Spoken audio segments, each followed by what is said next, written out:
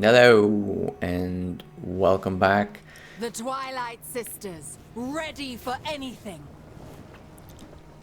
Let us see if we can beat Warhammer 3, Legendary difficulty, Iron Man mode, very hard battles as a complete noob. I have played one turn and I've realized that I need to start over because I was rambling way too much and it was way too difficult to edit the video. So this time around, I'm going to be rambling a lot less. I'm still going to go over the UI a little bit in case anyone is watching this to figure out if they want to play this game or not. So starting from the top left, you've got, obviously your menu, advisor, help pages. Then here you can look at your units. If you click on a unit and then hover another unit, you can see the difference in stats between these units. Might be useful. If you click on an enemy faction and then click on this, you can see their units, which might be interesting for you as well. Then next up you have some camera settings, your treasury here. If you click that, you can get some more details about that. You can also automate buildings and you can have, the details as mentioned. For the wood elves, or at least this faction, you can get some items forged here or get some temporary buffs. You can get 3 stages of items. Pretty good if you ask me. I'm probably going to grab a couple of them down the line. Then of course you have your lords and heroes list, you have your provinces, and you can also see other people's provinces. And then there's your known factions if you want to see, how your relationships are with any of the other factions. Research here, split into 2 trees basically. Early on we only get 1 research. It gives us more control, which I'm pretty happy to have, because as always in any strategy games, when you're playing as a player, you have big penalties based on your difficulty to your control. We're getting a whopping -8 here, which is horrid for us, but we can probably improve this through the building of some buildings. Before we touch our armies and do anything, one of the first things I like to touch is usually diplomacy. So if you bring up a diplomacy screen, you can click on the different factions that are around and you can engage in diplomacy with them. If you click the quick deal button, you can see how likely they are to actually accept certain deals. One thing that I've noticed in the beginning is that the Paragon faction here is at war with Talcin. So, after some deliberation in my first attempt at this, I actually decided that it might be a good idea to try and get on Talcin's good side by joining that war. So we're going to go for the non-aggression pact, and we're also going to join this war, and we're going to ask for some money, right? He's not going to accept a trade agreement, sadly, but he is going to accept the war and the non-aggression pact, and he's going to give us some money, which he's going to accept. That is pretty good for us.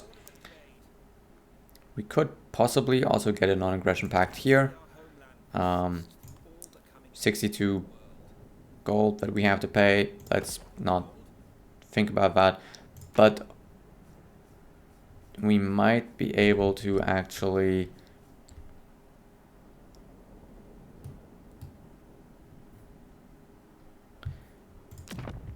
Waterfall Palace, that's the one. They're at war with Karak Norn, so we're going to also offer them the same thing, where we want a non-aggression pact, and we're going to go to war for you, and we're asking for a bit of money. Yep, because going to these wars with factions that are so far away is probably not going to hurt us, so that's why we're doing that. Also, because we are now at war with Karak Norn, Findal over here wants the non-aggression pact that he was not giving us earlier, so we're going to also propose that and accept that.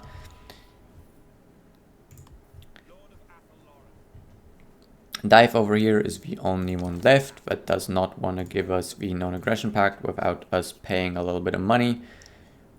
But if we wait around a little bit, he's probably going to come around, right? I mean, it's a very small negative over there.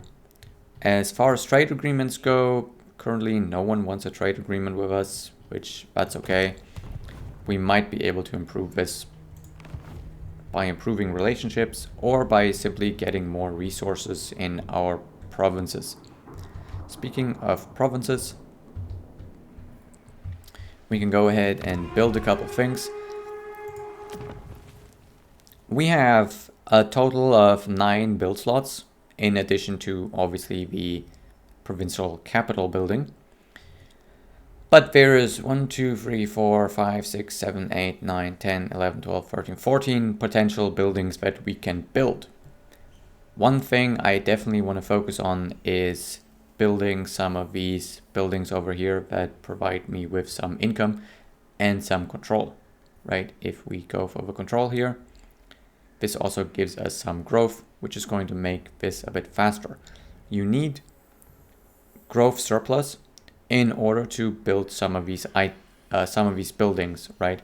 And the infrastructure probably takes the biggest importance here, because a good infrastructure and good income is very necessary to field big armies, and that is true for all strategy games. So I'm going to prioritize these buildings, and I'm going to start with the craftsman's tree here, because it gives me pottery, timber, elven trinkets, control, growth. Overall, pretty great building for me to get early on.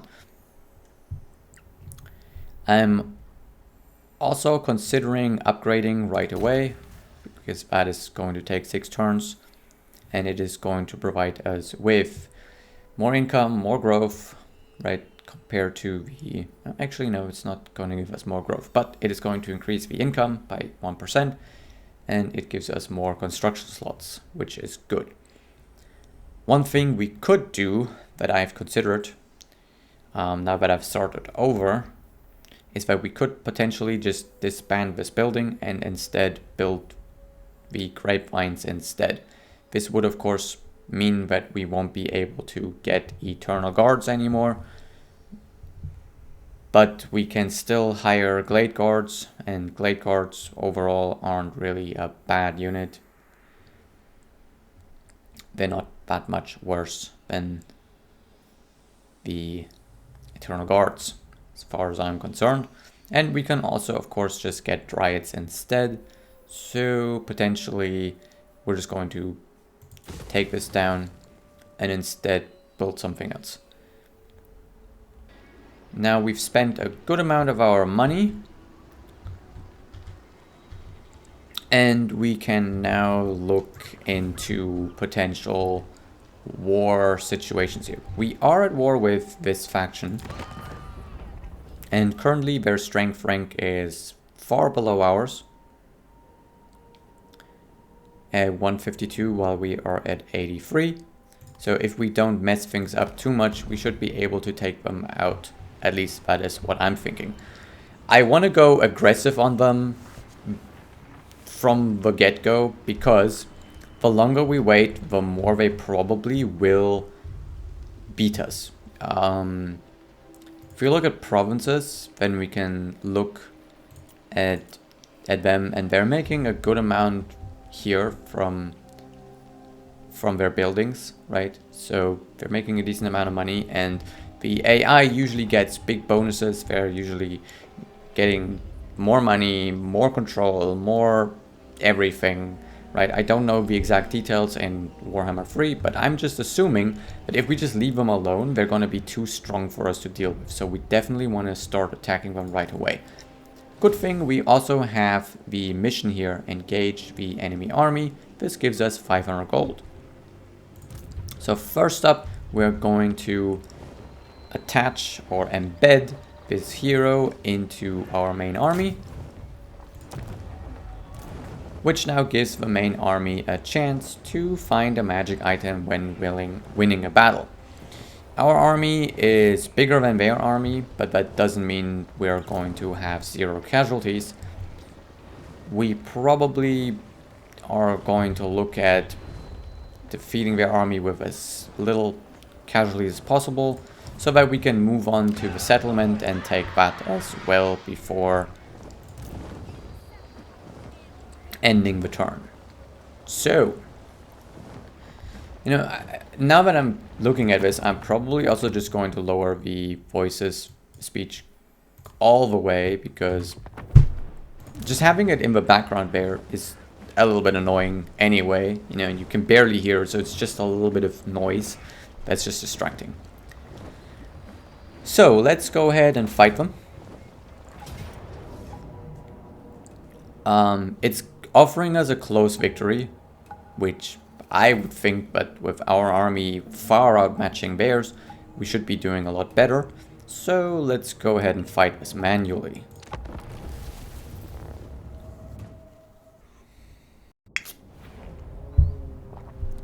By no means am I good at this game. I am rubbish at this game. I am a noob to this game, and I have pretty bad experiences, of course, with RTS games.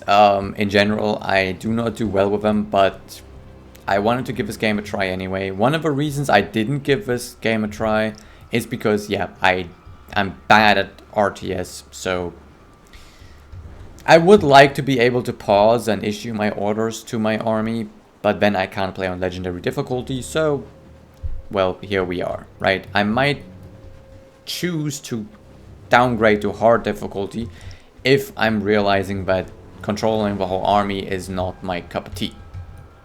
I don't think you need to feel bad if you want to lower the difficulty to hard or even easy, right? Play at whatever difficulty makes the game fun for you. I love a bit of a challenge, I will admit that, so we're starting on legendary difficulty. If we have a gander over here, their army, most of their units are infantry.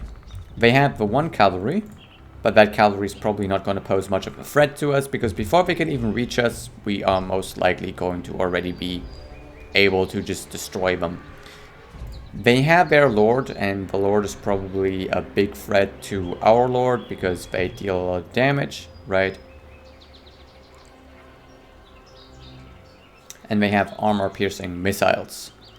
So that tells me, yep, this guy is a threat, so we might choose to take him out early on. If we're looking at the terrain, we have a bit of high ground over here, so high ground, usually a good idea for us to go for. Oh, wrong button. I might fumble around a bit. I'm not making my infantry very slim here because I'm trying to make sure that their cavalry cannot just decimate my infantry. So I'm making them a little bulkier, right? Just a little bit bulkier. I'm going to have this lord here with them, and I'm going to have my scouts stand pretty close actually behind my infantry here. We might also leave a small gap there, maybe. Not that I want them to go through the gap. I don't want them to go through the gap at all. We're gonna try to see if we can close that gap when they approach. But since their cavalry is a lot faster than their other units, there's a chance that they get to my army before any of their other units do. We have a eagle here, which the eagle is fairly squishy, doesn't have a lot of armor. So we need to be a bit careful with how we use the eagle. And we have these guys over here, the Hawk Riders. They have a pretty good spell here that they can use. I don't think it's very useful on heroes, but it might be useful on their cavalry as it approaches. We will see when we will use it. They have Vanguard deployment, so we could potentially start them out here and just start harassing their cavalry or their other units.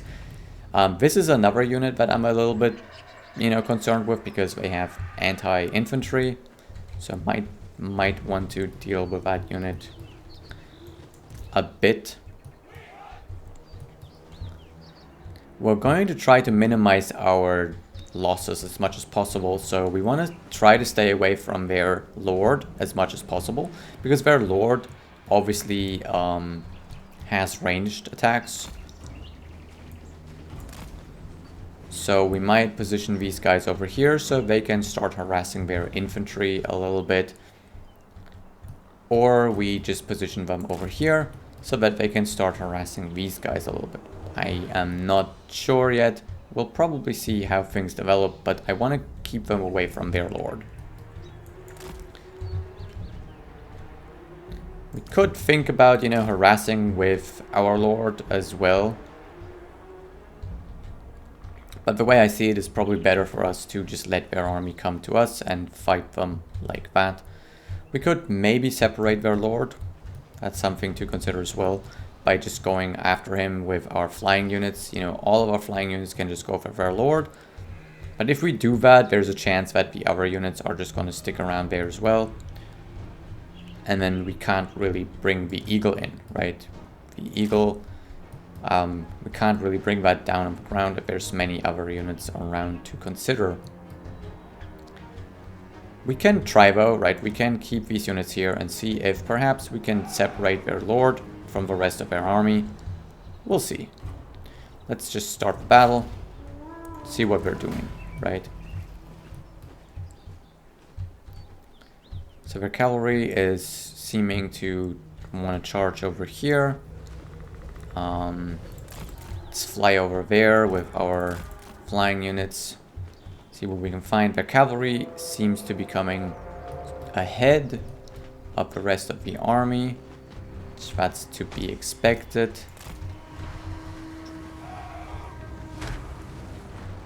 Let's see where their lord is. Okay, their lord is hanging back, so that's actually good for me, because that means I can get everyone, all my flying units, fighting their lord,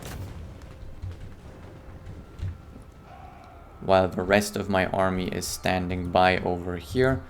Let's see if their army turns around to help their lord. Nope, okay, they're not. So we're just going to have all these guys fight the lord. Maybe we're gonna actually put them into on the ground, right? That might be something we do. I'm not sure where their army is right now, so they might be pulling back to protect their lord.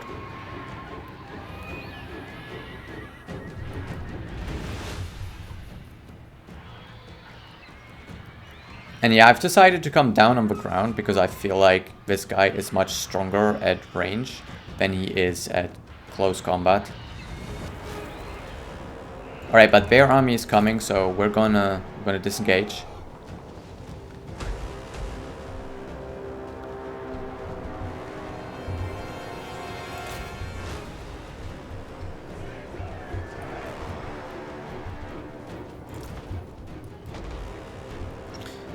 Okay, so their army here is coming for us, which, you know,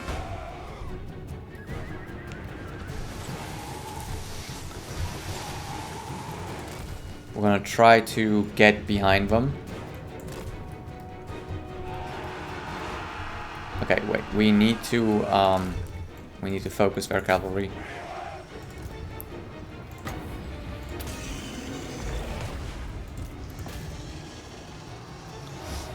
Okay, so we got there in time, so let us now take these guys and use them to get behind their units. Okay, you focus on these guys, these are the stronger guys, and yep, you also focus on those guys, they are the stronger ones. It looks like we finally got their lord, so let's pull back here as well. Their cavalry seems to be pulling back. You guys, yep, go in there. Eagle, go here. Lord, go here.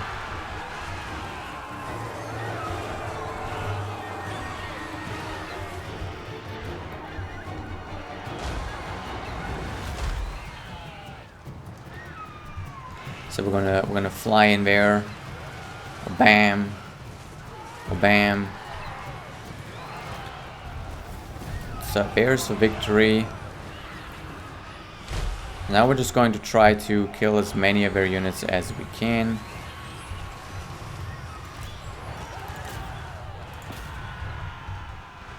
No, just stay with them. Okay, you go there as well.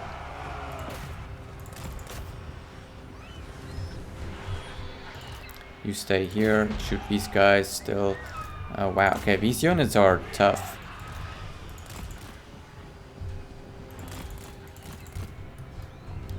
So now we're just trying to chase them down.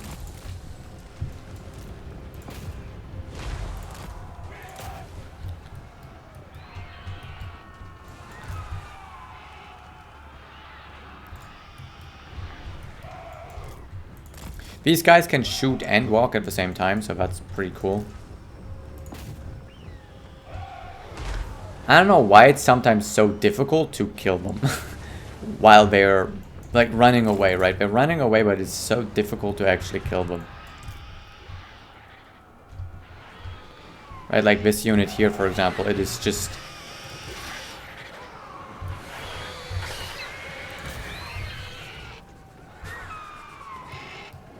It is so difficult to actually kill this unit.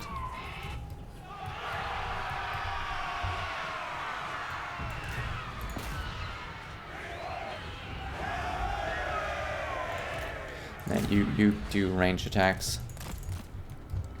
And these guys are still struggling with this unit as well. Maybe we need to use some ranged attacks there. I don't know. Because these archers seem to be doing pretty okay with at least lowering this unit's health. Okay, there we go. Let's go over here. Try to catch those guys. Why are you flying over there? Okay, we're finally done with that unit. Okay, great. I think that leaves like that unit over there. Let's get the eagle in there. Switch the lord to these kind of missiles. Should slow them down a bit.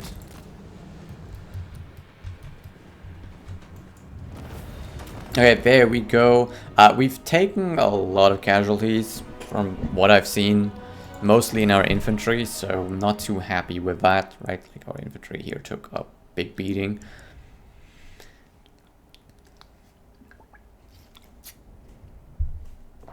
But they're also our cheapest unit, so they're the easiest to replenish.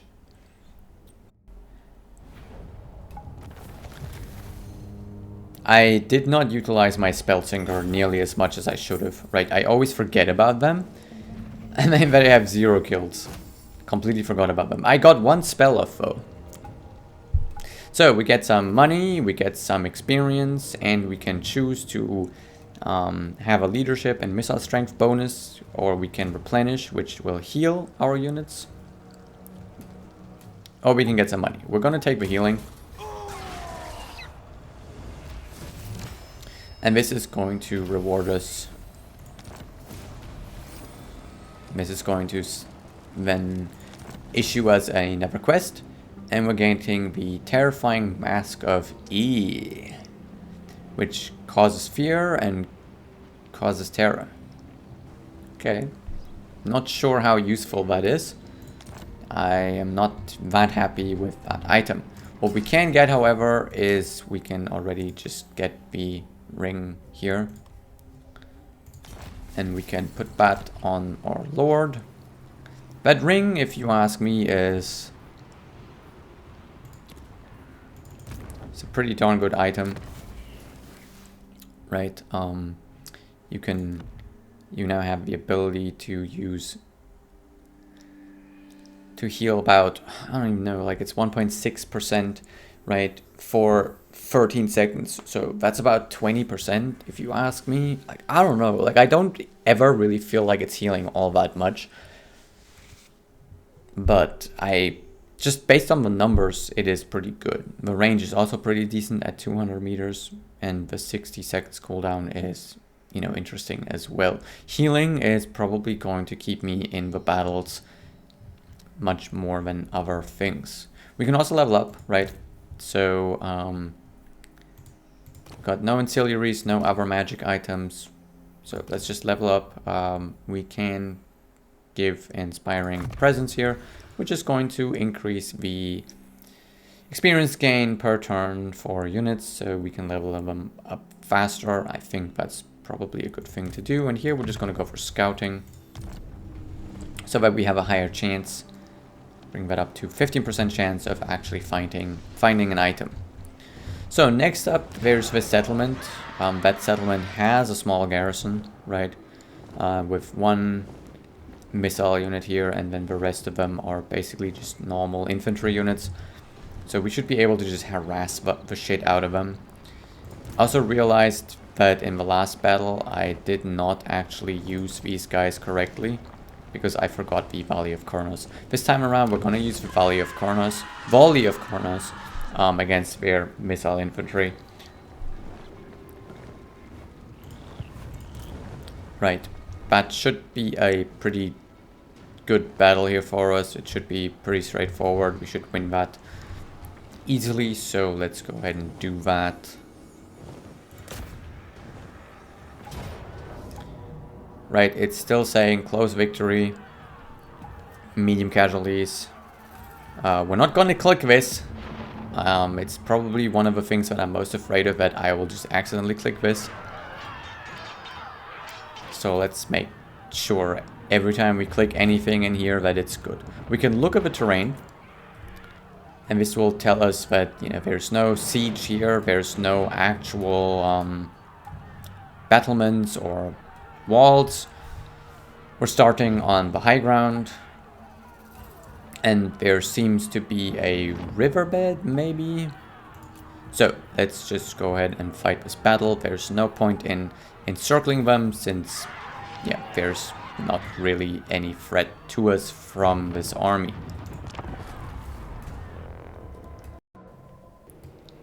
Okay, we are in, and there is a valley just like I thought there would be. They currently are standing on high ground, but we have high ground-ish back here. Maybe, I don't know. Let's start our deployment. So because they only have the one ranged unit, I feel pretty confident in just going up there with my vanguard units, right, and just harass them. Just go straight for them. And we can heal, so we need to be careful though, because we cannot actually heal these guys. These guys are at full. You can see this in the health bar here. They are currently capped at that health, so they are full health. We're gonna heal the eagle and our lord. Right, let's get these up front as well, so we can harass them as much as possible. And then our front line here, we're just going to basically position. Right, we're going to try to pull them into a favorable position for us. I think this is a pretty favorable position here.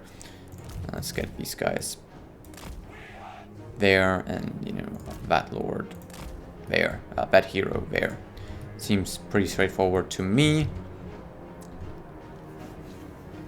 Right, that's about all. So let's take these guys and start attacking those guys. We're just gonna use the Volley of Kurnos here. Let's actually keep the eagle sort of out of the fight a bit.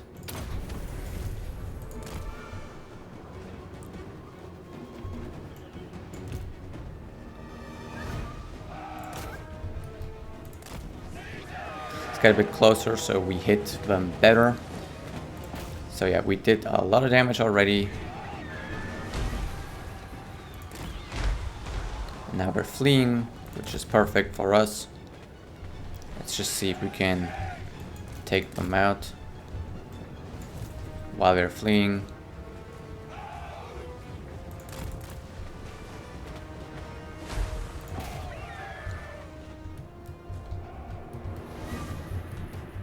Right, and their main army is coming from over there, which that's okay. Let's make our front line thinner. Okay, these archers are getting away, which I'm not happy with that. Get them, come on, get them.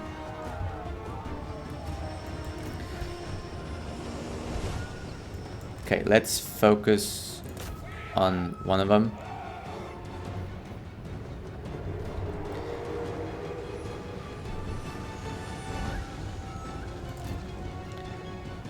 Okay, and then we'll want to use that spell and also get in there. And then we want to get our eagle to actually also help out by attacking from behind. And then these guys, one of them is going to attack here, the others are going to attack there, and our lord is also going to attack here.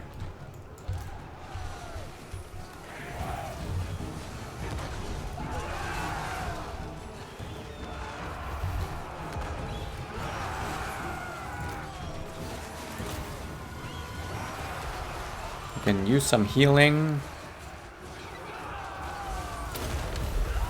Get this unit a little bit healed up.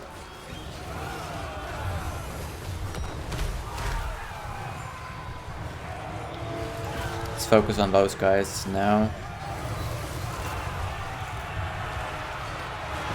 So yeah, bringing these guys in from behind as sort of like a cavalry. That's what we're currently trying to do here.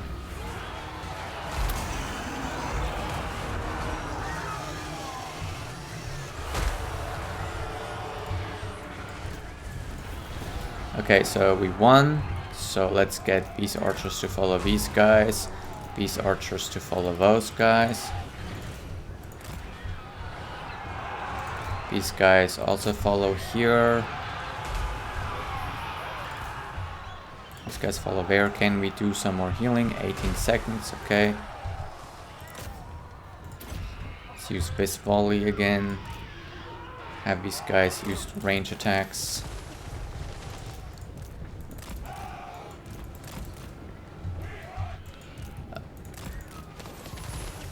I always forget about this lord. Okay, we can heal. Let's heal this infantry unit.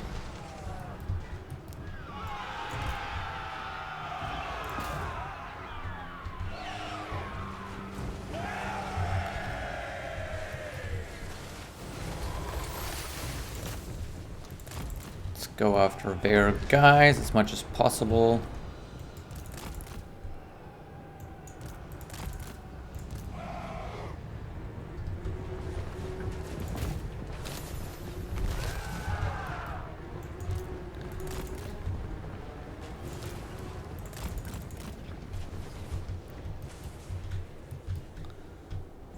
Probably just get these guys with these units. Right, you go after them, you go after them, and we'll just have you walk so you can just shoot automatically.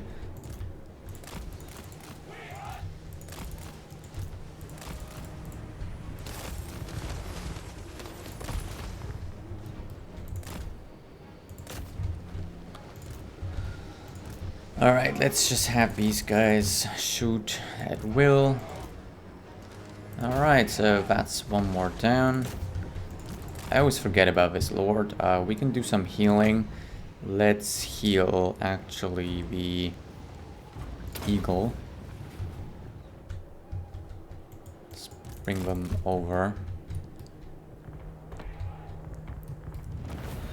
Ah, okay, we didn't get the heal off, but that's okay.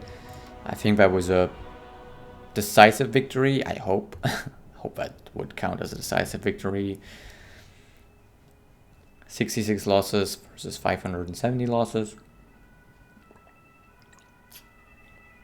Hopefully we can replenish. There we go, decisive victory. Not much gold, but we did get some experience. This time around we got some kills on our hero, which is good. Also ranked up. And we can occupy this settlement.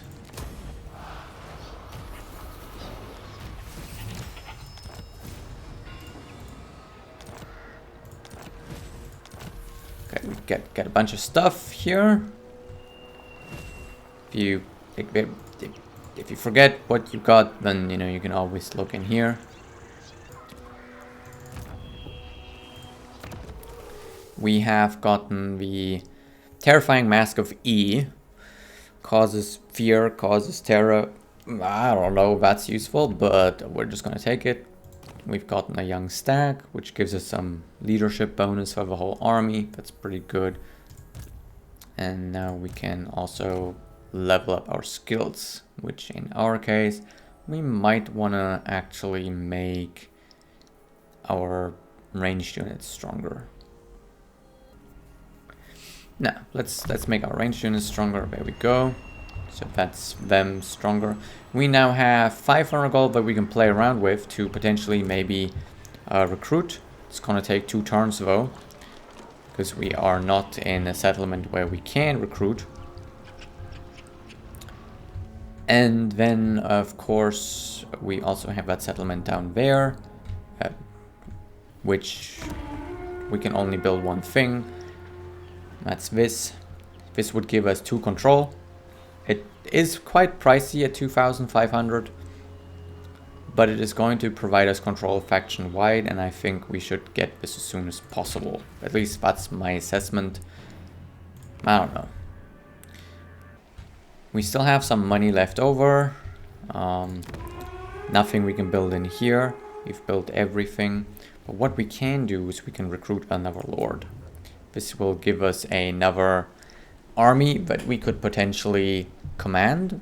So we have a couple of options here. The Spellweavers obviously start with the biggest rank bonus. So we want to have a life, Lore of Life Spellweaver here.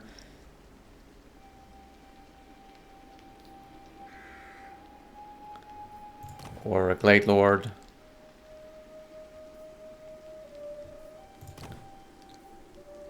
Right, they all come with some different abilities. Depends on, you know, it's random. Not sure what this does. Okay, Murder of Spites, passive ability, Murder of Spites.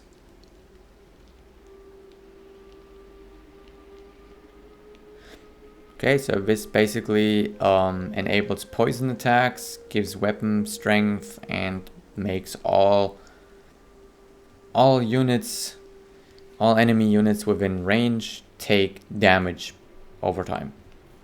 It's okay. For the Spellweavers, we have Confident, which gives leadership bonus. And then we also have Fleet-footed. Then here we have Talon of Kurnos, which I like that one a lot, because it provides us with some crowd control, that's what I will call it, where we can trap a unit and keep them from walking around too much. It's also going to boost the missile strength of the army, and the whole army is going to have more range. It's not bad.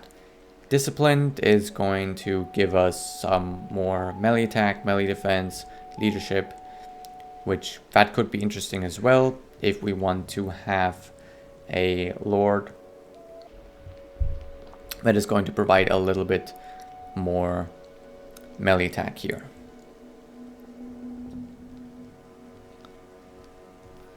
And then here we have Strategist, which gives more campaign movement, which might be interesting as well. Vanguard deployment, also interesting. And then of course Tacticians Stand Your Ground, a range of 100 meters, effect range 35 meters, and it gives a lot of melee defense and leadership. So it's something that we can use to boost our front line. So we kind of need to think about this, right? Because the way I see it is that we need a strong front line so that we can utilize our archers to the best of their ability, right? Because if our front line just falls apart like it has been, You know, like we've seen that our front line barely was able to keep up. Then our archers are going to be the next in line to start being taken damage or being targeted by the enemy.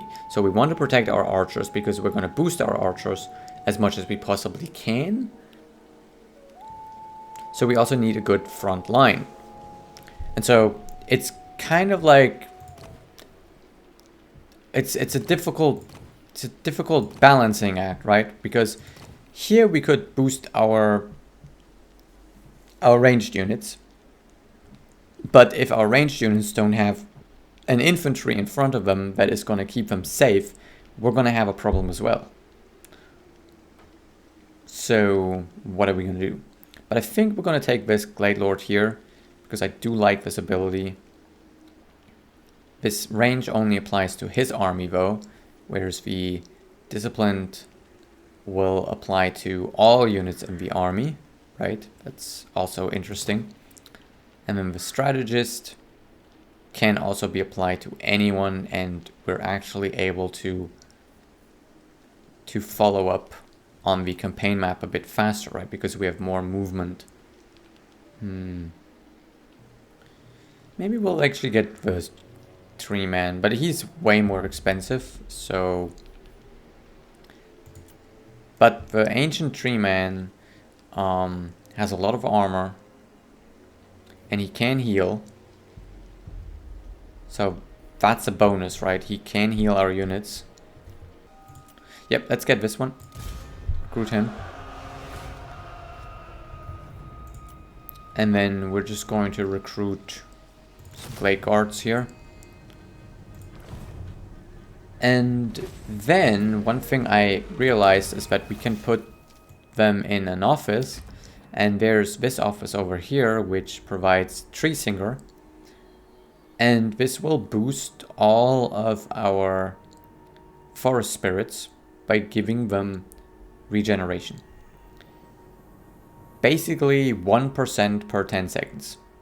But they're going to have a higher weakness to fire, which I'm fine with that. We just need to take care of units that deal fire damage first.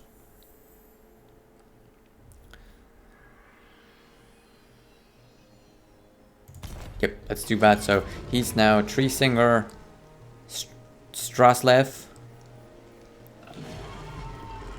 and he's going to be part of our front line basically. He's a big armored entity, so that'll be good.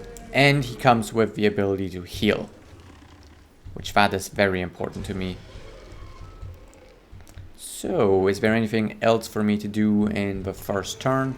I don't think so. We've used up a lot of our money. So let's just go to the next turn.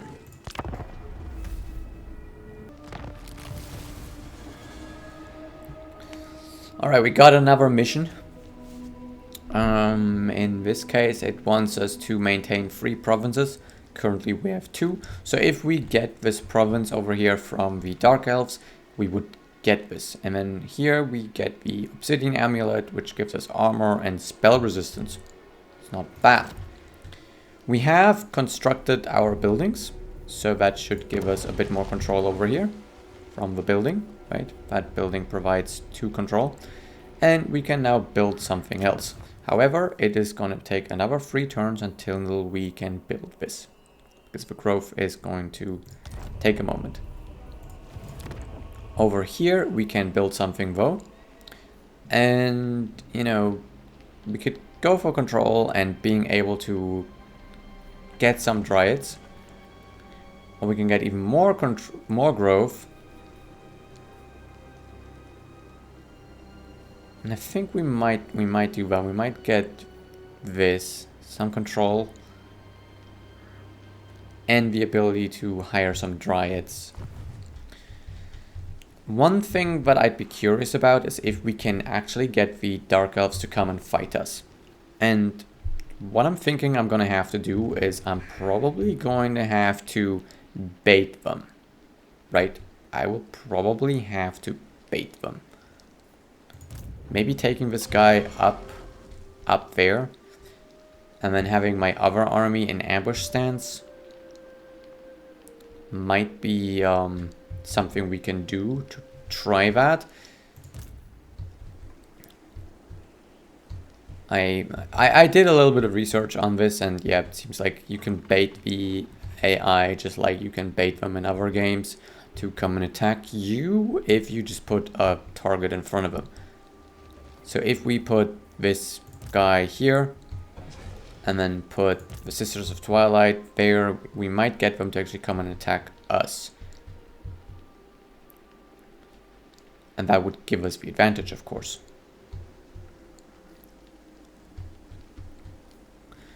Okay, so let's build that building. Yep, I think I'm pretty happy with that. We could also circle around and go for this settlement, but the settlements are so close together, I'm pretty sure that if we go for this settlement, they're gonna come and head us off, right? What we could try, of course, is to try and get to that settlement quickly, but I don't know if we can get there quick enough. Plus, we're obviously trying to heal our units a little bit, so I'm actually really not sure what the best thing for us would be to do. This guy might want to recruit some Dryads actually, so sending him over here might not be such a bad idea, and bringing the Sisters of Twilight back seems like a good idea as well. The only question, of course, is these guys are going to get stronger every turn. So the longer I wait to attack them, the stronger they get. Currently, they're very weak. They would also currently accept peace. Speaking of, I can get some trade deals, maybe?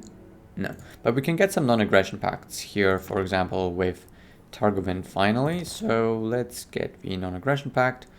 And let's balance that out, which gives us a little bit of money. Perfect. No one wants a trade agreement yet. That's fine.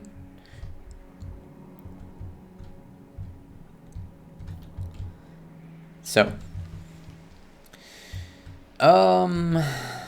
Yeah, they're currently really weak.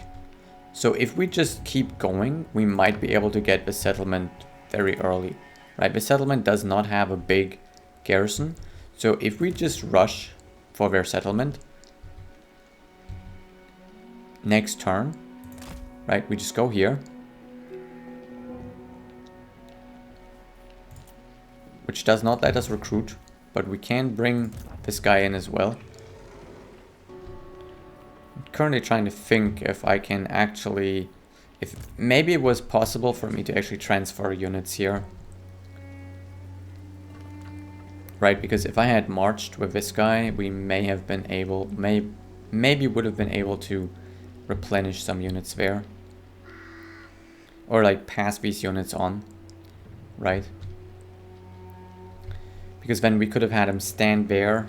Ah, that's really upsetting, isn't it? I should have thought about that, because yeah, if I had marched this guy here, we could have come pick up these units and then stand over there. These two units might make the difference in this fight. So I'm currently considering, what if I go as far as possible? Right, use march. Go as far as possible.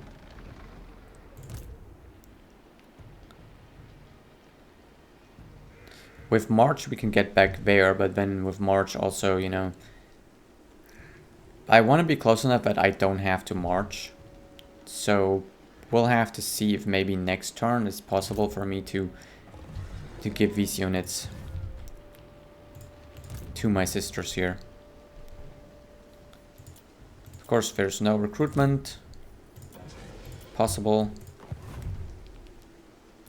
But we might just go into ambush stance. Who knows? Maybe they have an army here and they see this guy and they're gonna come for him. I don't know if that's gonna happen or not. But that's already everything. I mean, it's probably bad that we're not recruiting more, but I'm trying to hit them as fast as possible while they're recruiting themselves.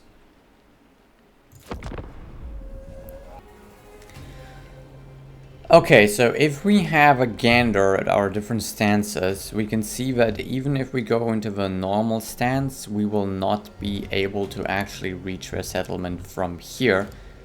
Sadly, maybe if we had leveled up the 5% movement range down here, we would have been able to do it. Maybe. But since we are unable to actually get there in this stance, we cannot initiate the combat, because if we use the stance march, we cannot actually start the combat. So it's gonna be 2 turns until we get there anyway. So one thing that I'm currently considering is I'm just gonna keep them in the ambush stance, but maybe a bit further forward, right?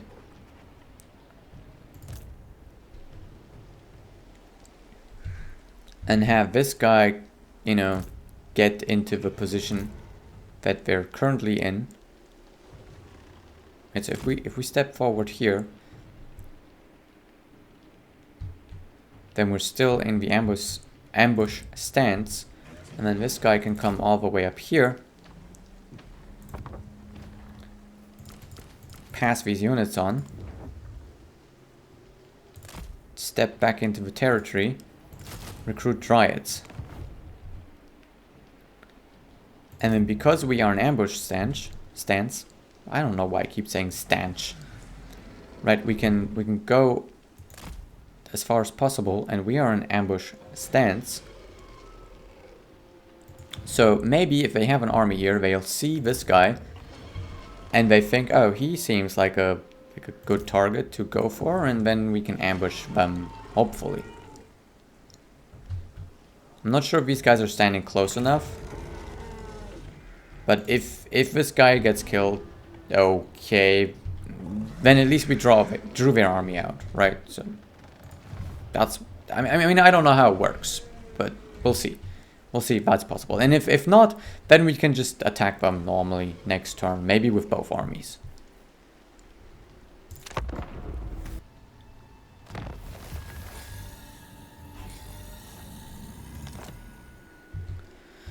So they came out and they have 14 units in this army, which we currently have 11 here and 3 there. So they seem stronger than us, but that means we can take their settlement because their army is not in their settlement.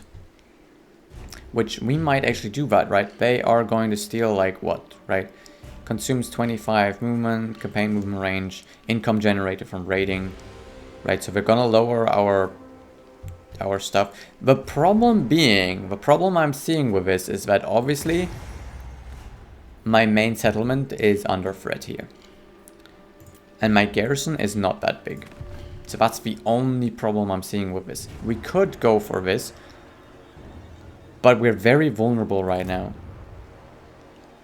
Because next turn they can take this. I hate this. I hate this so much. I feel like I've just got checkmated.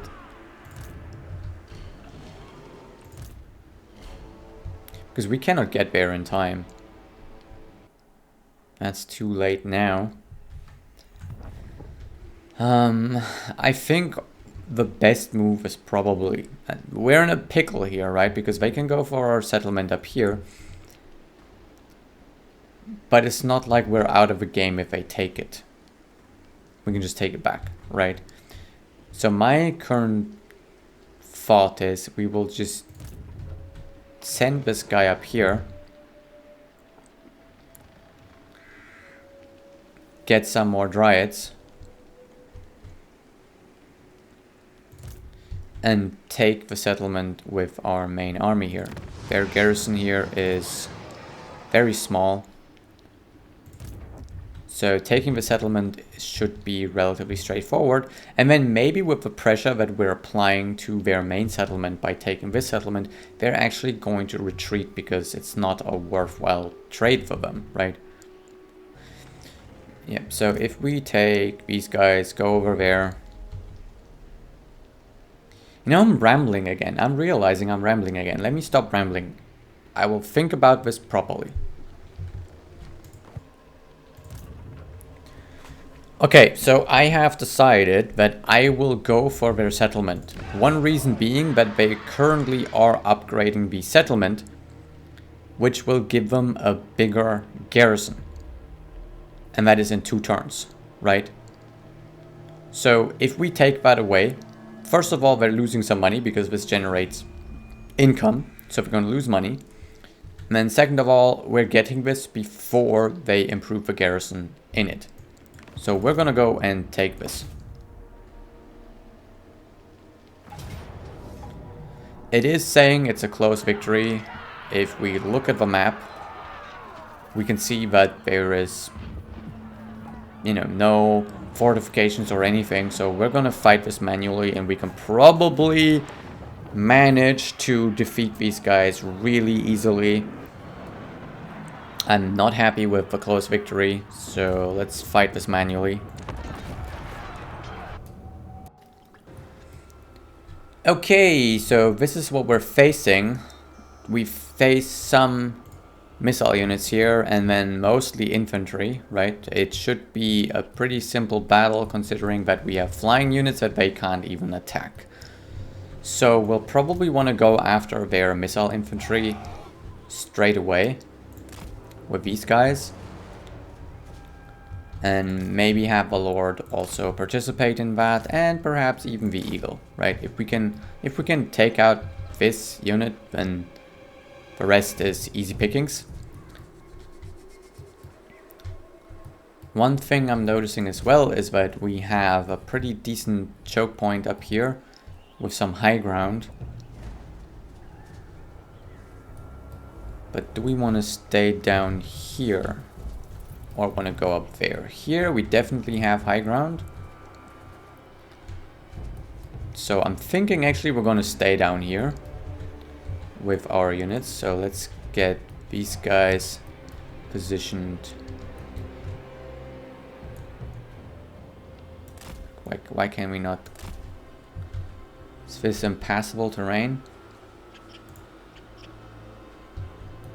That looks like you can pass through there, like you can walk through there. I don't know. That seems stupid. Okay, then we're going up here.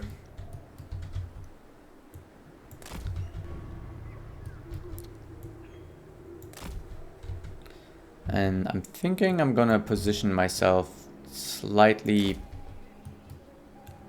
off like that, so that perhaps what I can do is I can start shooting them from behind, right? Having these guys over here, not have that on, so we can bring them in. Our Glade Guard that we have gotten earlier, we can actually just put here.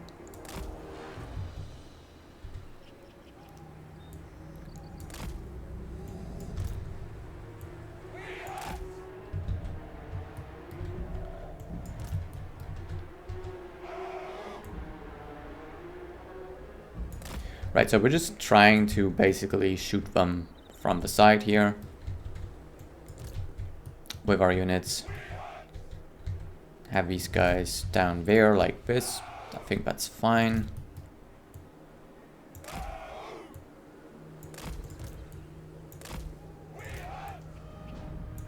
Maybe make the front line a bit more like this. Okay, and then that hero there. I mean, they can heal, right? So let's think about who we can heal. We can heal the Eagle early on, so let's get the Eagle up here.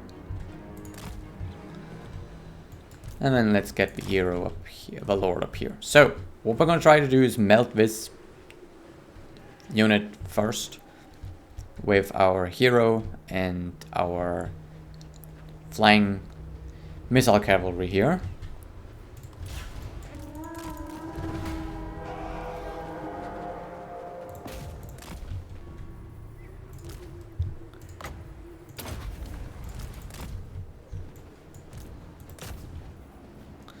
Let's also use this on them. Okay, get the Lord down here as well.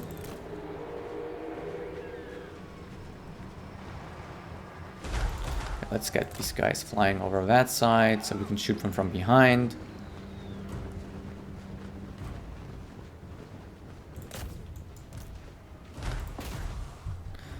Right, and so the other units can't do anything to us, so as we're just picking these guys off,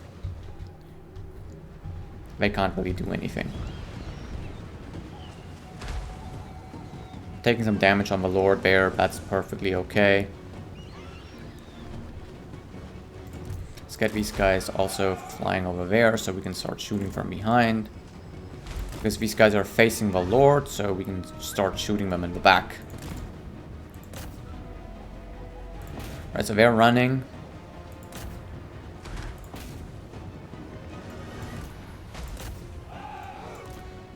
We're probably gonna want to try and wipe them out. Because I think the more we wipe out, the more we actually get to heal.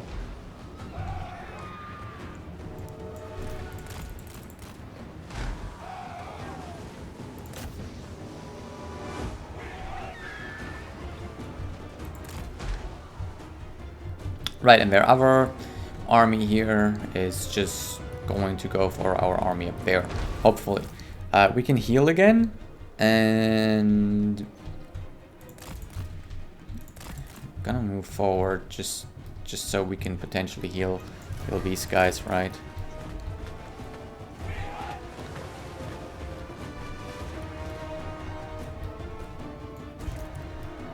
Maybe let's go over there. Because I want to try to heal these guys, it's just that... Okay, they're finally done with the archers, so let's get them to just start shooting these guys in the back.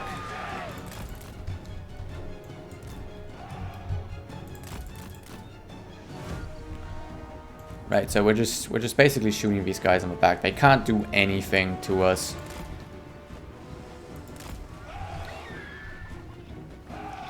Right, some of them have shields. I think actually all of them have shields, which, yeah, so we're gonna want to shoot them from behind.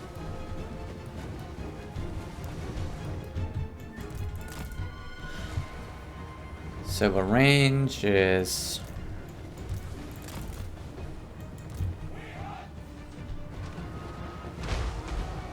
Now we can heal. Okay, so let's heal this unit.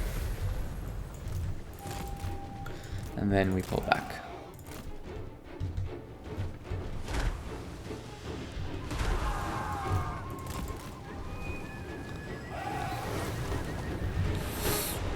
Okay, all that's going pretty well.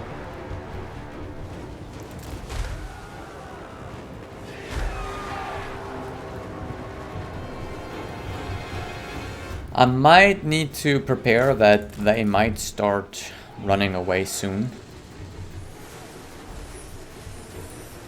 These guys have been spotted, so let's pull them away so they don't get engaged.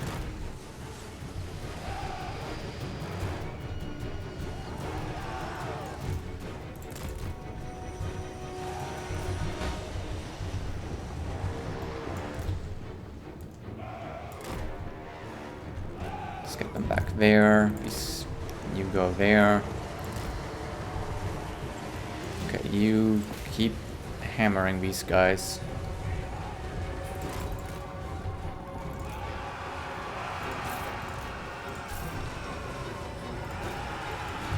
Okay, let's get our cavalry to do cavalry things.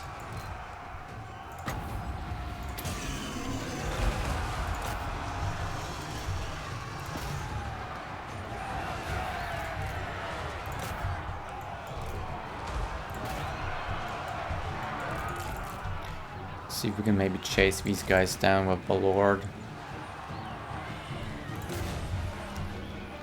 And we can do some healing, so let's get this unit again. There's the victory, okay.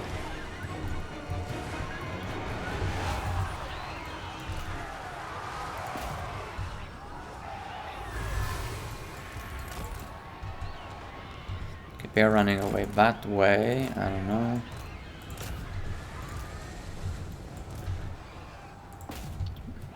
Eagle's gonna stay on them. Yep, that sounds good.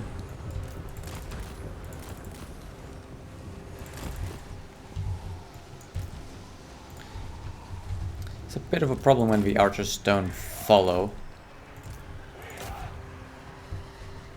They might get away.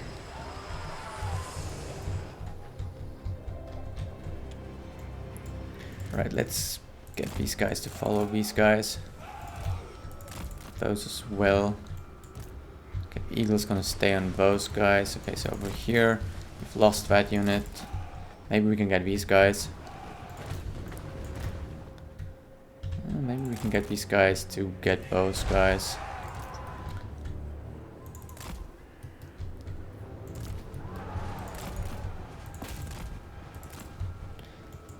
Don't seem to be able to get many of them. Speed things up a little bit.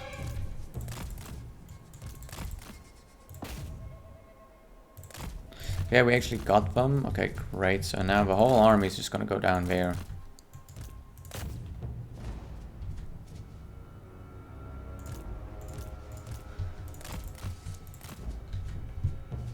Let's get my lord to switch to this. You can heal, so you're gonna heal this unit.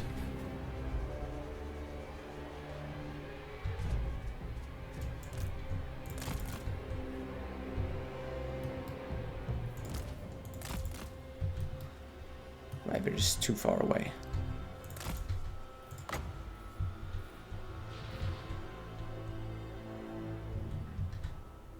Suppose we can heal this unit instead.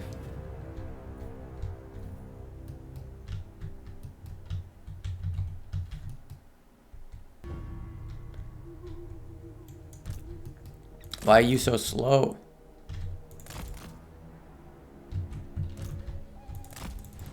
Yeah, okay, we didn't get the heal. That's a bit upsetting, but oh well.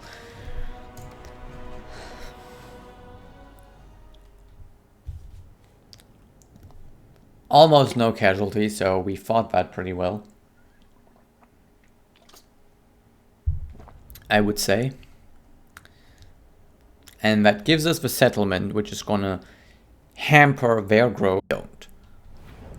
Right? We get some money here, so that's good. And some experience. And now we can occupy this, which gives us a bit more money.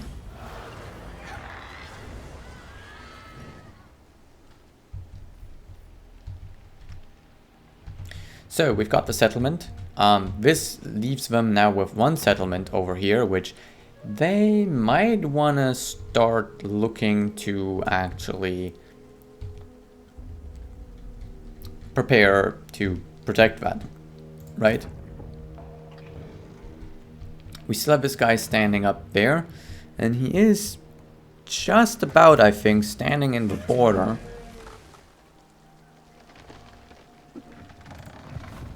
So that we can... Oh wait, actually no, I think he can recruit... Yeah, he can recruit that anywhere here, right? So... Question being, are we gonna send them up here?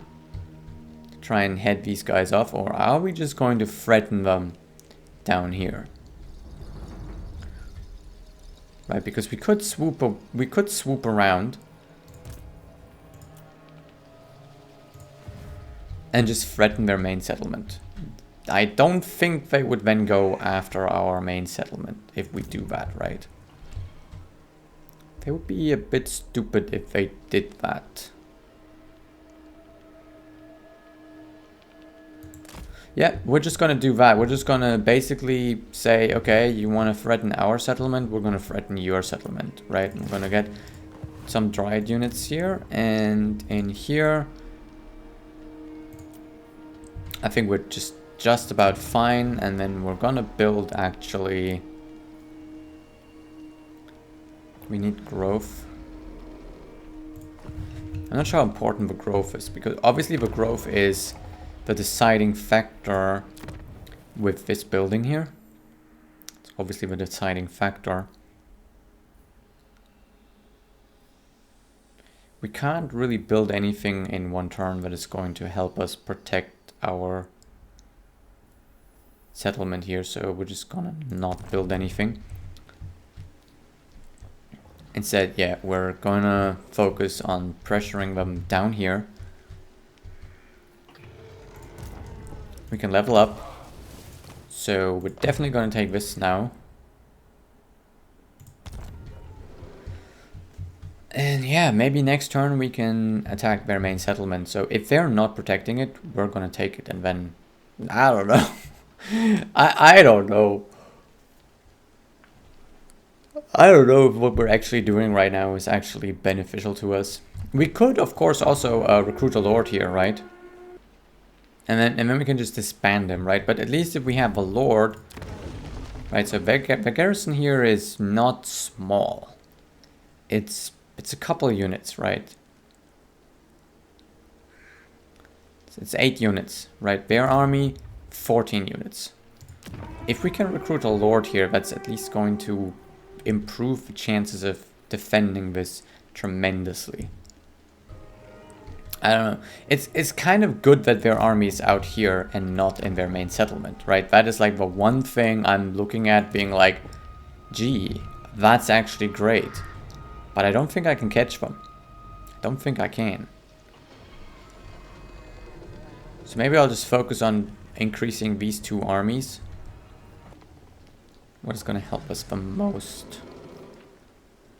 I think the recruitment cost down is going to help us the most, because we're going to try to recruit a big army to deal with them. So let's go to the next turn to see what they're doing.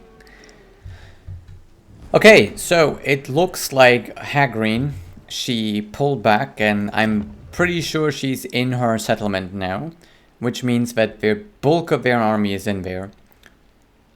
The absolute bulk of their army is in there, so they have a pretty sizable garrison here.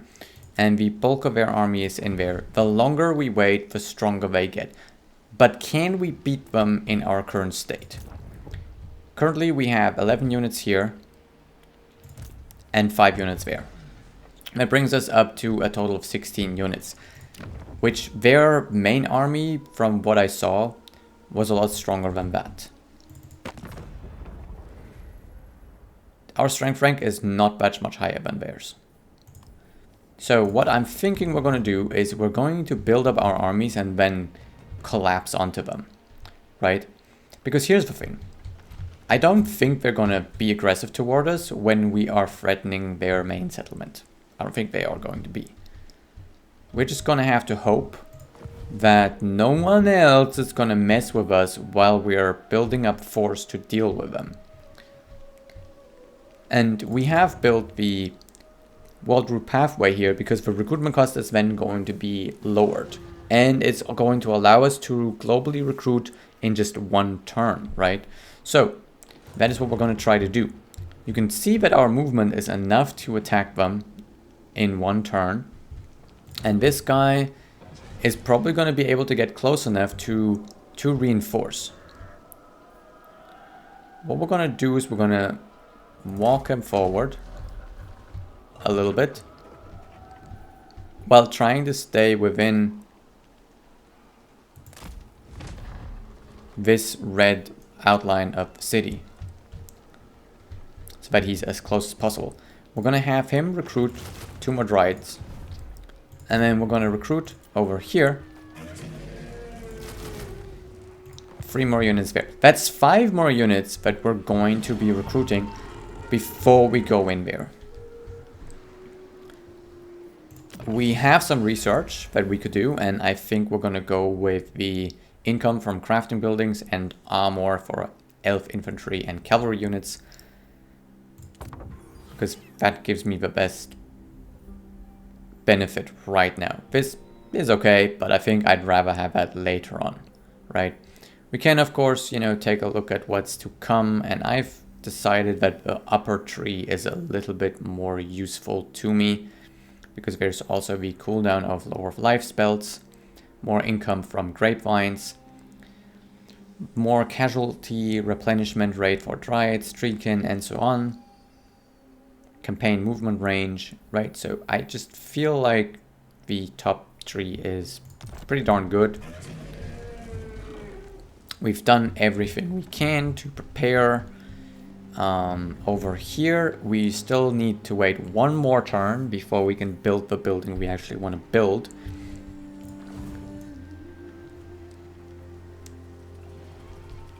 So, yeah, we're just gonna go to the next turn, hope nothing bad happens that's, you know, gonna mess us up. But if everything goes as planned, next turn we're gonna take this settlement.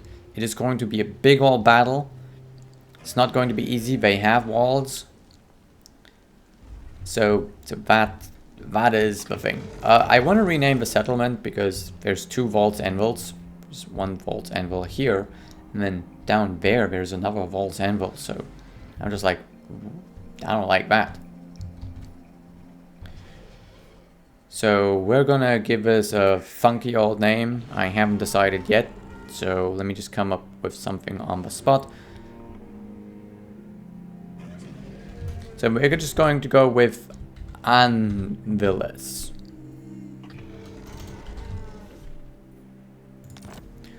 Right, we're just gonna call this settlement Anvilis.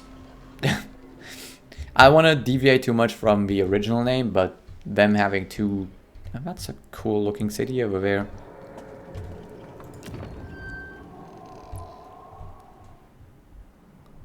How strong are these guys? 89. Ooh, okay.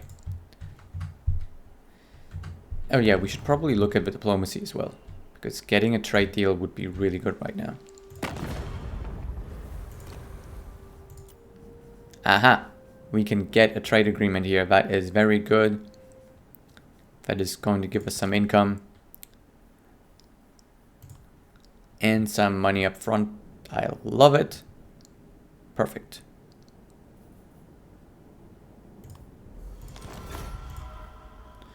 Awesome. That should give me more income. Awesome. So let's go to the next turn and see how everything unfolds.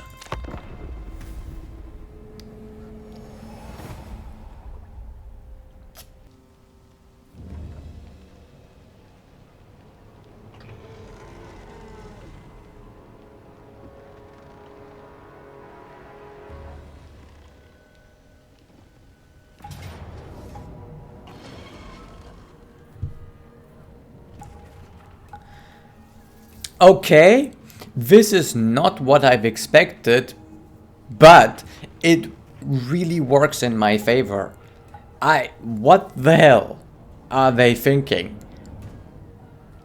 They're bringing their main army out here to face me. Sure.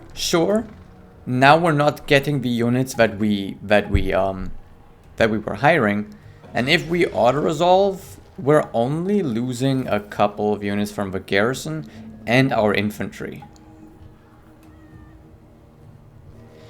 Can we do this better? See, right now the way I'm looking at this is I'm not even sure I can do better than that. Right? Because this is a pretty good outcome. We would lose some units in the garrison. And these crappy infantries that we don't really care about all that much. Yes, there would be medium casualties, but we'd at least win. Okay, I've made up my mind. We are going to auto-resolve this. I know that it's probably not the best thing to do here. The reason I've decided to auto-resolve this is because their main army is going to face my tree men here. And I'm not too happy with that, so our bulk of our army is going to come in late with their reinforcements as well. And then this is just going to be messy. So I think I'm just going to click this. It's a close victory. We're going to win. We'll probably take... yeah, this is better than I thought. Better than I thought. We've lost these units, which I wasn't too keen on them anyway. That's them completely wiped out though. Absolutely wiped out. We've got a lot of gold from that, and we can replenish. Which I think we're gonna do that. We're gonna replenish. Oh no. I see Skaven over here, or rats, at least. So, we get the Druki Destroyer trait. Leadership when fighting against Dark Elves. We've killed...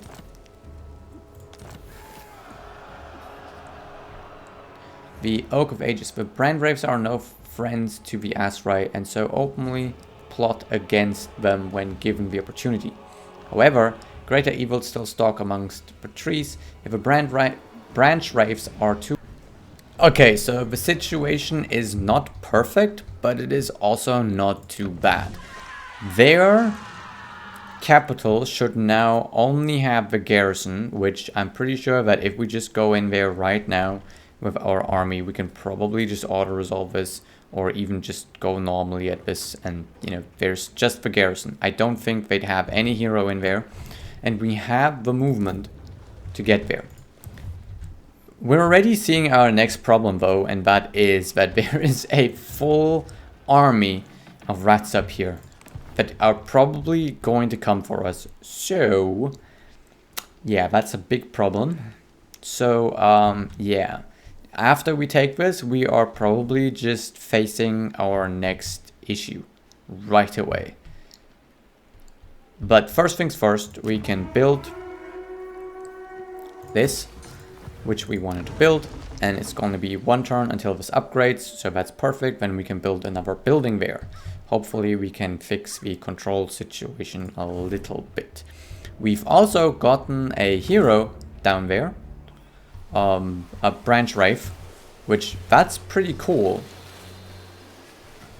However, there's no way for me to get this branch wraith up into my area up here without attaching them to an army first. I have not found how I can use the world root system with just the hero, so I don't know what to do. We just have a random hero down here now. So, yeah, whatever, right? Just got a random hero here. Just, yeah. Just gonna ignore them for now. We can level up. So let's see what we can do.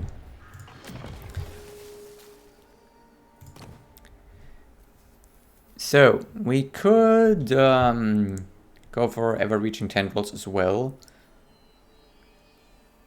Or of course go with this. Or we could also go with Dance of Luck, which is going to give more melee defense for this unit.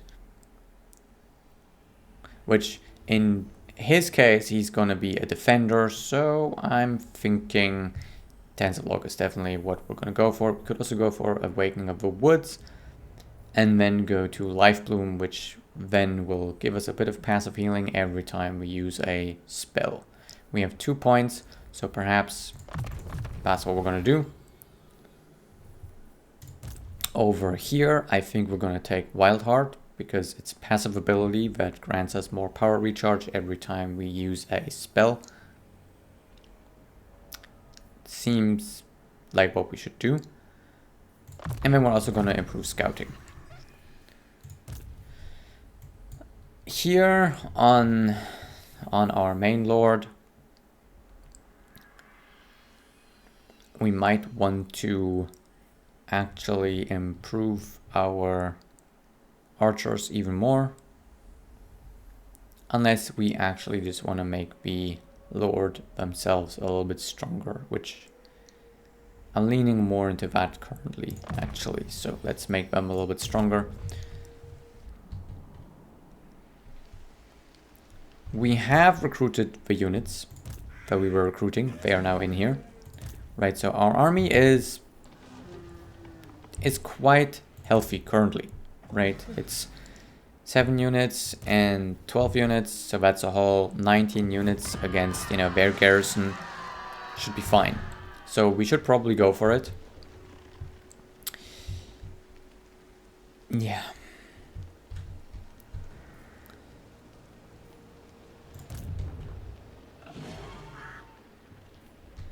So who should I initiate the battle with? Probably, yeah, and then have these guys come in after, because they're all the ranged units and everything. So we're gonna initiate the battle here. Okay, okay. So let's walk up to the edge.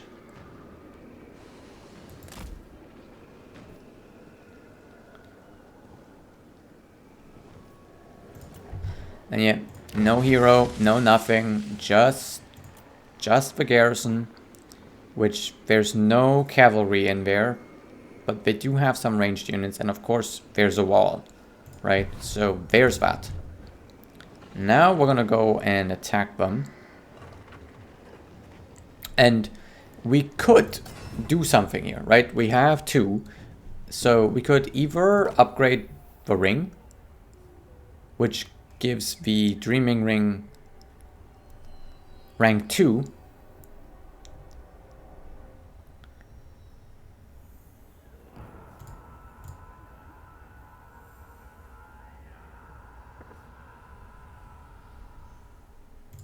Which is probably what I'm gonna go for, because this thing is just so powerful. At least if you ask me, right? This thing is just so good. I might wait a little bit with a third installment here, but the second one is an option. Because getting a big heal every 60 seconds, every 90 seconds. Oh, okay, so the cooldown is actually being increased. I see, then maybe I would prefer actually just having the 60-second cooldown. Okay, that is now making things a bit different.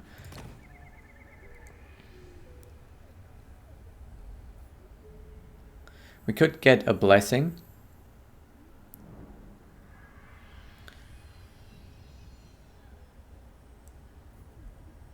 Because we're about to face two big armies, so a blessing for 5 turns might not be bad. If we get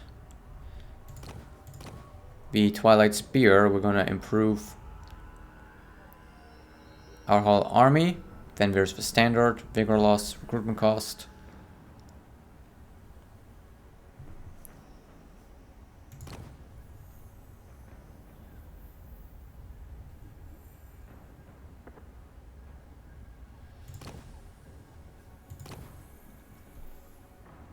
Or we do missile resistance for our lord.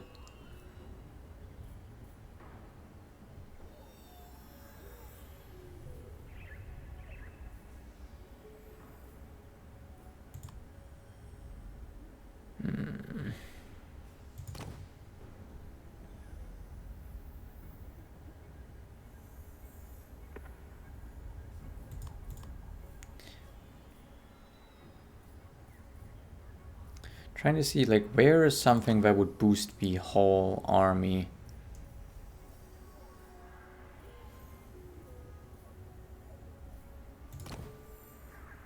Mostly this. This boosts the whole army.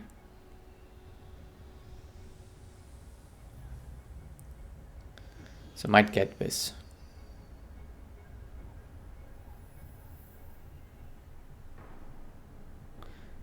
Just boost the whole army.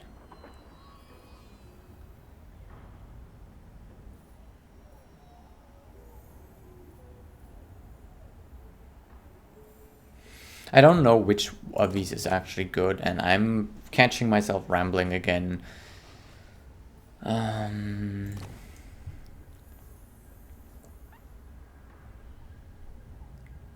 Maybe getting the eagle bow is actually the best thing for us to do here.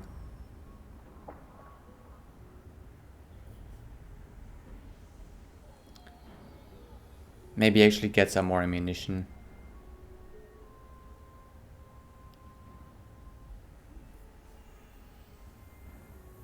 Now let's get the eagle bow. Put that on the Sisters of Twilight, right? Because then in this battle, I'm assuming if we're fighting walls, then if we can fly behind the wall, we would be able to actually avoid fire by the towers, right? So, yeah. Anyway, let's just get in there and smack them.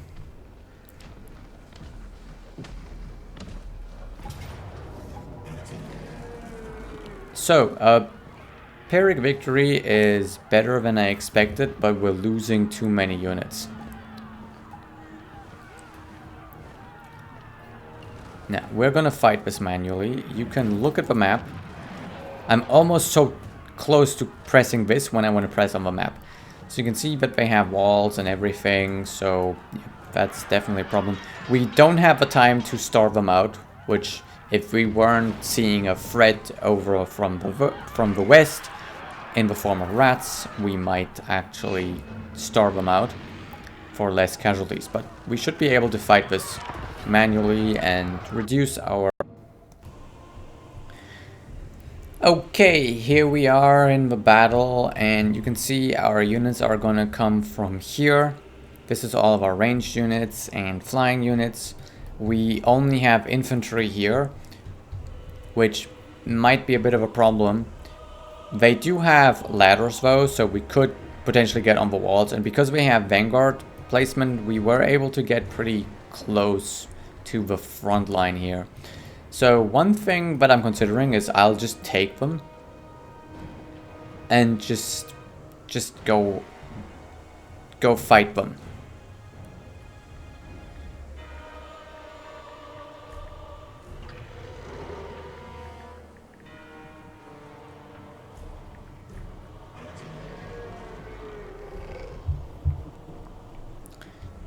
So I might bring them up there and just hammer on the gate instead of climbing the walls, right? Because I think if we get this unit in, they're not going to win, right? But I think attacking the gate is probably the best thing to do here. So yeah, let's just go attack the gate.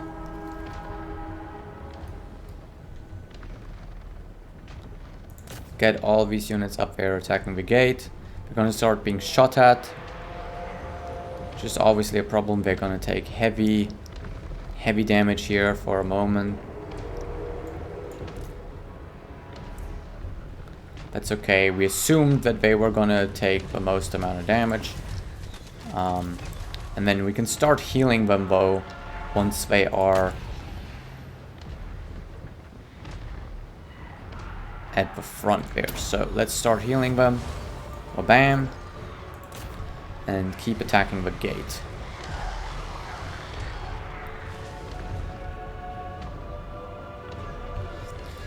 It's gonna be another minute before my main forces arrive, and we're just hitting the gate, and as you can see, we're not actually taking any damage because we are protected by the battlements of the gate, right? They can't actually shoot at us, so we're able to just destroy the gate and heal ourselves up in the meantime, right? So I'm just gonna heal. Keep attacking that gate. All of them also have the regeneration ability, so they're all healing now. Of course, some of them cannot heal past a certain point, but that's just what it is. Another 13 seconds for the bulk of our army to come in.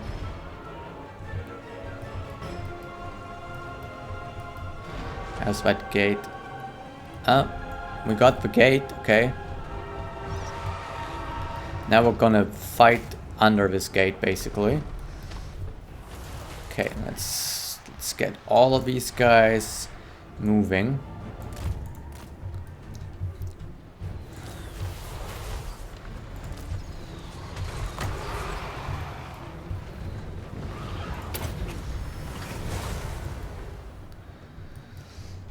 Okay, so our flying forces are obviously going to be here first, so let's get them behind the wall. And start attacking their missile units. Like both over there seem like a good target for us.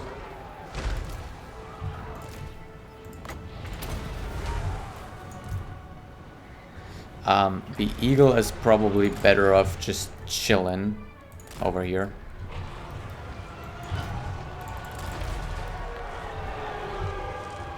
Right, and we're just going to target those guys. Get everyone toward the gate here.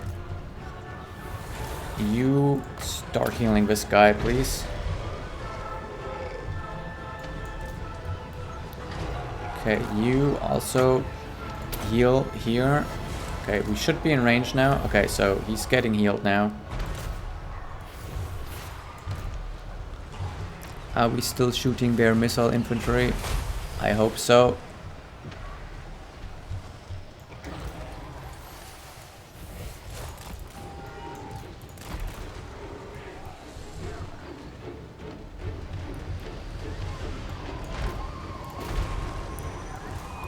We could also, of course, try to deal with these guys so we can get in.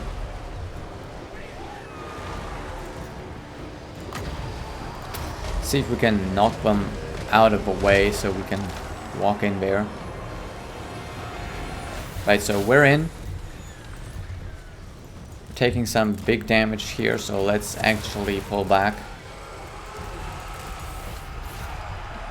The rest of the army, please go here, but you pull back, you pull back, you pull back, you pull back. Okay, that's another 10 seconds, but we can use that heal instead. So let's get the army through if we can. Get this guy to disrupt their missiles over there.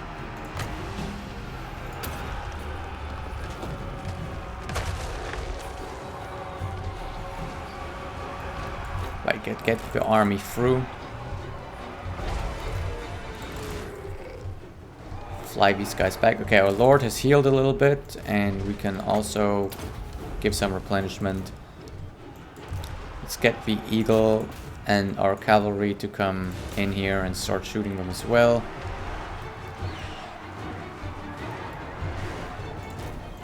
Let's get the dryads to go forward here.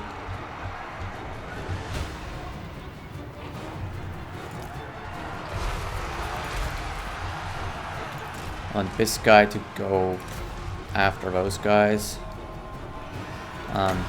Give some healing to these dryads over there.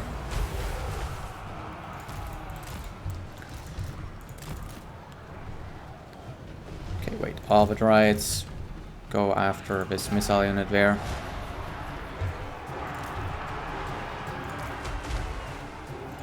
We completely forgot about this, so let's just keep doing that. This guy keeps getting stuck in here. Okay, well, whatever. Where's my eagle? Okay, the eagle is just in here. Okay, go after those guys, please. And you guys go after them too.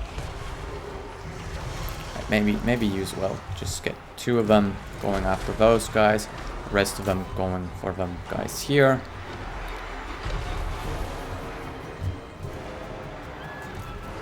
Right, and then all my archers, please get in here.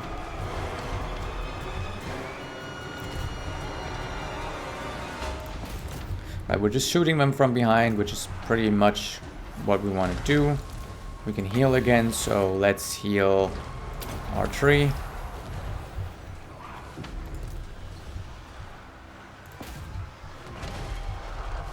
Send them after those guys over there. If you can even get there. You can do some healing, so...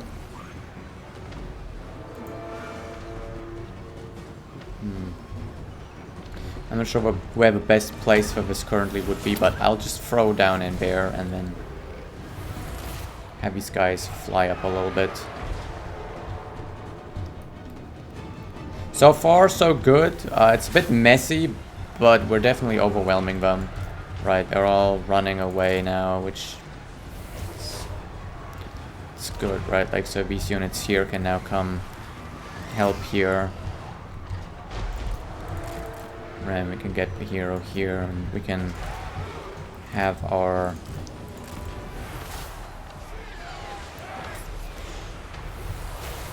missile cavalry actually start attacking from behind as well, right? Like, let's get everyone involved here.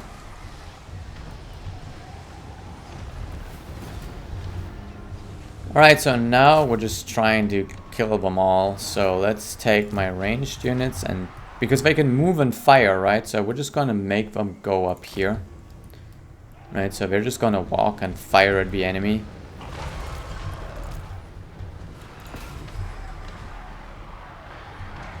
See if we can chase down some of these units over here with our flying units and our lord.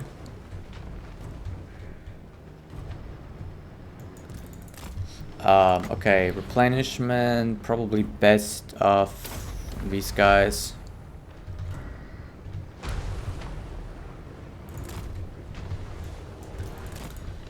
Are they gonna escape through the gate? Oh, yep, they're gonna escape through the gate. Okay, just to check these guys, man. Some of them are going. Oh wait, no, there's a unit down there. Let's get them. Switch the hero, the lord, to that.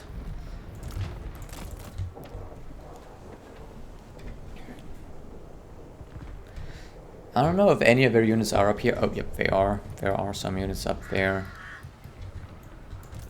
So let's get my archers to follow them. We're gonna speed things up just a tad here, though. I don't know where all these strides are. They're just...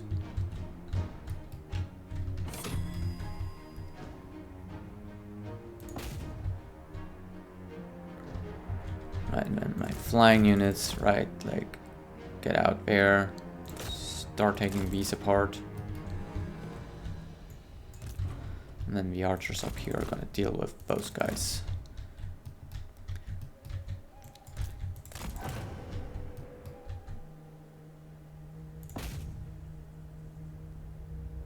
Okay, try to get those guys. Where's my lord? Let's heal the lord a bit.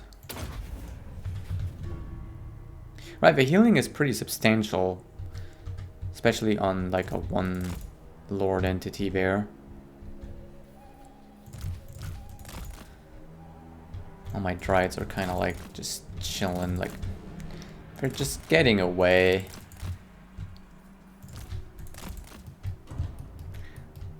I find it really difficult to chase down enemy units, to be honest. My archers are too far away to do anything else, so I'm just gonna send them up here. Maybe we can take that point, who knows.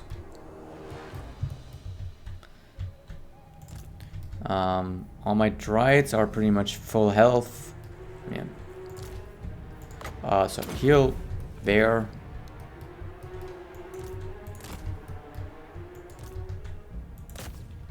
They're about to get away. Maybe we can still catch them.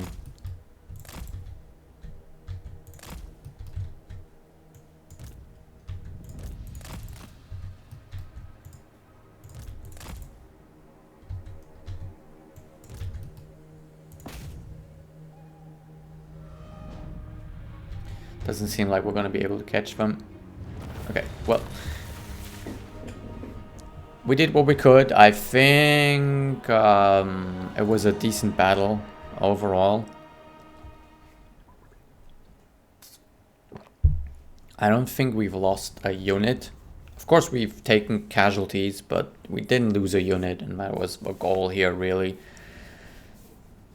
Because now we're going to have to try and prepare for a rat incursion.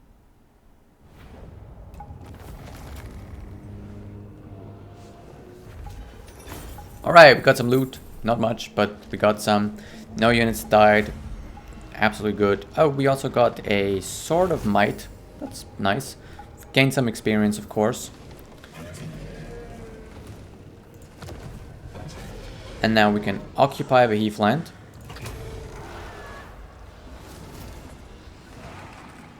And with that, ladies and gentlemen, we have actually destroyed the faction. And we now get the Obsidian Amulet for that as well.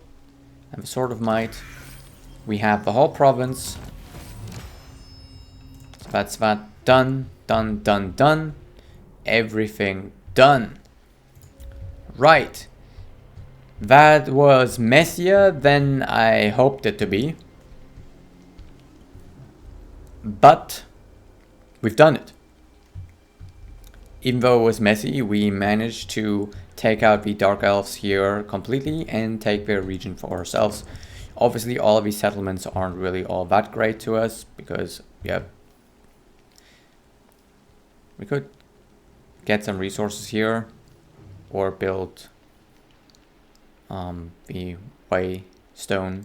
And I'm thinking we're going to build the Waystone, right? Because these rats, I don't know what they're up to. So, yep, let's build the Waystone. This is going to provide replenishment.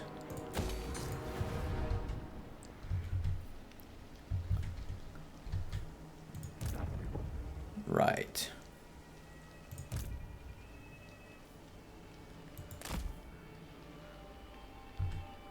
Now we just need to level up everything and then we're good. So let's look into that. We've gained some ranks. Of course we have the Obsidian Amulet here now, which gives us some armor and spell resistance, which we're gonna have to think about who we're going to grant this to. Because obviously maybe it would be good here because they have very low armor.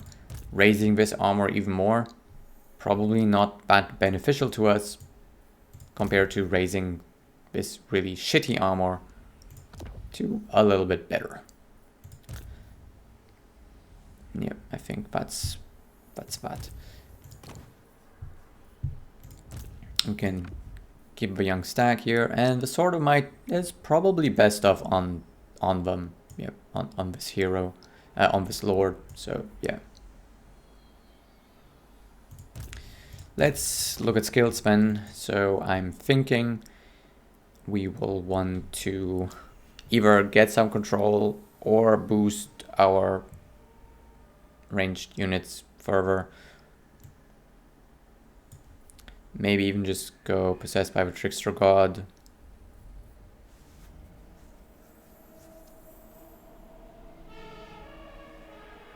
Base missile damage, I don't know, seems kind of meh. We already have so much missile damage anyway. We might just go for some health. Or for some physical resistance. But obviously we are looking to also boost our army a lot before we boost ourselves, because I think the most damage comes from the army anyway.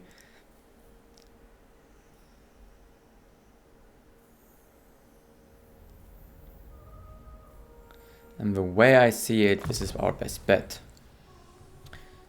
Alright, then over here we can probably get that spell, and then here we can get ever-reaching tendrils and growth of the forest. Perfect. Now he's going to provide some control. He has for control anyway. It's kind of eh, but 14 turns, that's decent. We're about to level this up also. Yeah. And of course this guy is gonna be a hassle to deal with. We could of course pick him up and put him in our forest spirit army, right? There's that. We could do that. But we're gonna have to actually pick him up once we have some peace at our hands. Which currently it looks like we're about to just have another war declared on us next turn. Let's just wait and see. Can we recruit? We can actually recruit. So, are we going to recruit?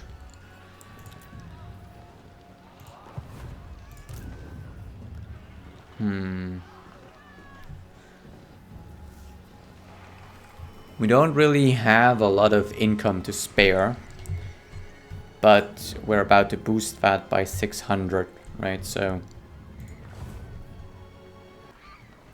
alright, yes, I have concluded we should 100% do some recruitment here, and I think our backline is pretty fine. What we need is a bit more of a front line, so let's go ahead and recruit some dryads here.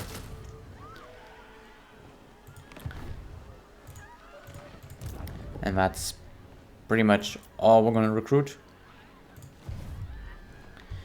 And then we're gonna get to the next turn. I was thinking about perhaps forging another item, but I don't see any benefit from that, which I currently care about, so we're just going to go to the next turn.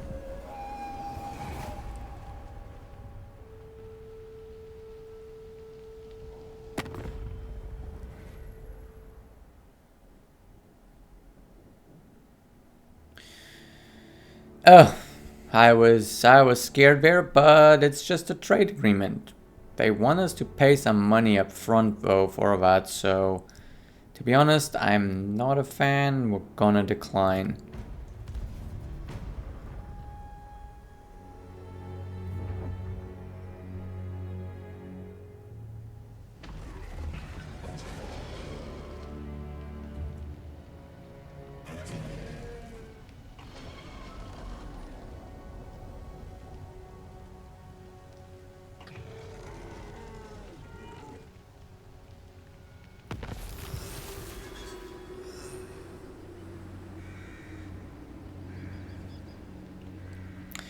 Okay, so